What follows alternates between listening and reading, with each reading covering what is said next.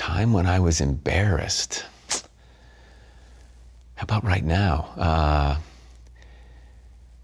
Embarrassed. You know, if you've ever said something about somebody that wasn't kind and loving and they found out about it, that's embarrassing. You know, if you get caught up in gossiping or you know, I don't really know an exact instance, but I can remember maybe saying something unkind that maybe got back to somebody that it really didn't come across as the way I meant it or how I feel. So, you know, if you say something mean-spirited or you know, gossipy, and then that comes back around, that's embarrassing. Nobody wants to do that. I remember as a child, oh Lord, I hate this one. I was probably 9, 10 years old and had a babysitter. We were watching the news, and it was a time when there was a lot of unrest with civil rights movement. And I can remember watching the footage on television and saying to, I don't know if it was to the babysitter or just saying it out loud because I like to talk a lot, saying, you know what, my mother and father aren't prejudiced against black people. She just doesn't like fat people. And my babysitter was not small.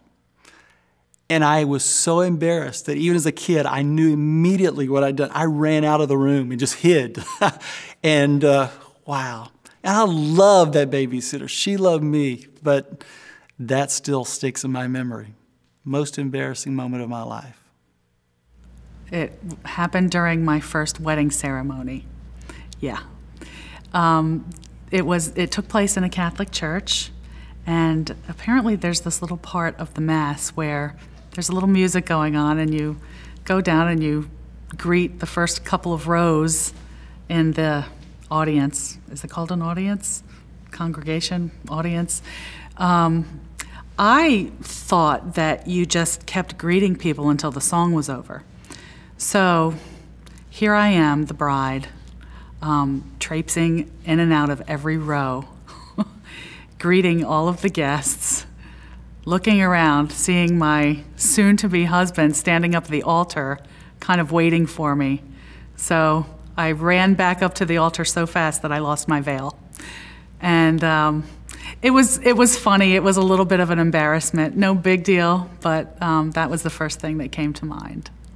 I remember one time, these guys played a joke on me.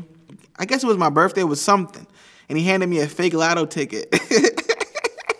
I'm scratching this thing off, and I'm like, 1 cherry, 2 cherries. I'm like, I see the 3rd cherry, I lose it. I'm like, yeah! Like, the money was already, it was spent. I was celebrating, and they're cracking up, and I'm like, and I was ready to say all kinds of crazy stuff to them because I was like, if my manager was there, I'd be like, I quit. The hell with all of this, you know, good thing I didn't. But I was just like, and then it was like, read the back. And it was like, yeah, you would get absolutely nothing, blah, blah, blah. This is a joke. And I'm like, I looked up and I was like, what a mean ass joke to play on somebody. Like, that is just the meanest thing you could.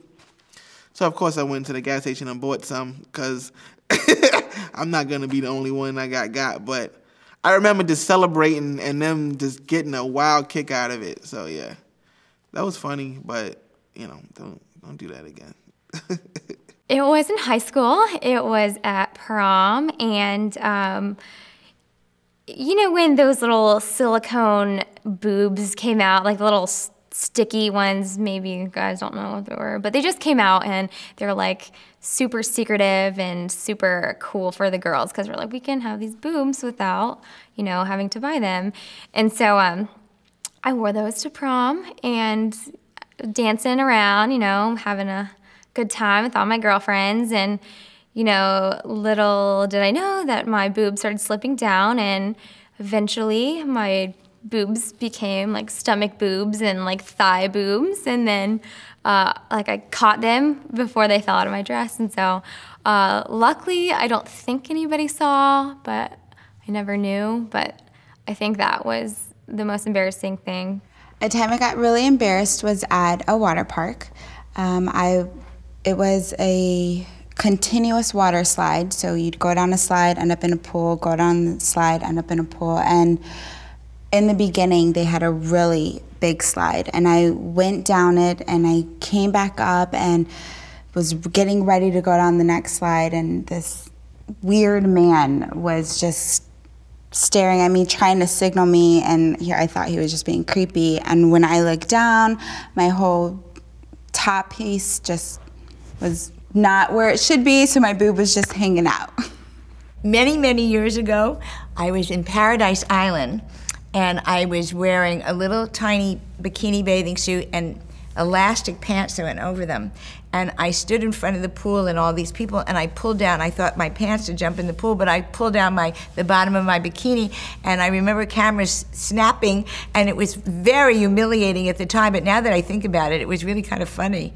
But, and I think the age group that I was at the time, you know, I was in my early 20s, that was very, very embarrassing. 100%, I'm still scarred from the moment I shit my pants at Adventure Island. It's honestly like, it's like an epic saga. It's not just like I was in the wave pool and that was it. It's like, I'm gonna have to lay this out for you. So, high school, these are all high school moments. High school was rough for me. I was really hungover, but I had to go to Adventure Island with my family the next day, a bunch of cousins and whatever. So we're driving up, and I'm with my cousin and her boyfriend, who's like the biggest redneck, like literally shotgun strapped to the roof of the car, kind of redneck. So I obviously felt a little uncomfortable. And we stopped for McDonald's breakfast on the way.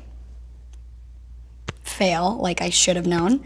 And it's probably about an hour or so drive, and I like immediately, you know, we're like, I finish my egg muffin, like sitting back for the road, and immediately I'm like, but I was too embarrassed to ask him to pull over, so I was like, okay, I'm just gonna like, you know, sweat this one out, like just close my eyes, and it'll be fine, like we'll be there in no time. So we wake up, or I fall asleep, and I wake up, and we're there. And apparently July 5th is like the most popular day to go to Adventure Island, so we had to park like across the street at another theme park, so we had like a really long walk. So like I just like got out of the car and I just like started walking. My cousin's like, are you okay? And I was like, no, I'm gonna poop my pants, like I gotta keep going here. So like the farther I walk, the farther the path seems to be. Like I like go up a hill and I still see that I have to like go like 500 more miles. So as I'm walking, I see there's like this mound to the right of me, and it's like I'm like the street and all the foot traffic, and then like this grassy mound, and then like a fence, and then like an apartment complex. So I'm like walking and like looking at this mound, and so eventually I'm like, okay, like worst has come, like it has come. And I wait for my cousin, and I'm like, hey, I'm gonna go poop behind this mound really quick, like just wait for me. She's like, wait, what? Like, where are you? I'm like, I'm gonna poop behind this mound, so you're gonna have to wait right here. So I like squat behind the mound or whatever, like take my bathing suit off, whatever, and I'm like ready to go, and I could see like at the end of the mound, it's all open, and like there's still all this foot traffic, so I could, like all these people totally would have saw me pooping. So I quick like put my cheer shorts back on, like my shoes are just like off, like I'm like totally in a panic mode, because I'd like succumbed to the poop, so I was like ready to go, like relaxed, and all of a sudden I'm back in panic mode, like trying to find a ground.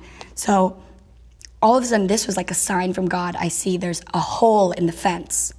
And so I like go through the hole, and I'm like in this like apartment complex, in like a very rough kind of apartment complex. And there's like people like sitting out on their porches, like drinking 40, smoking, like listening to music. So I'm standing there and I'm like scanning the area, like trying to see like where I can go, where I can squat.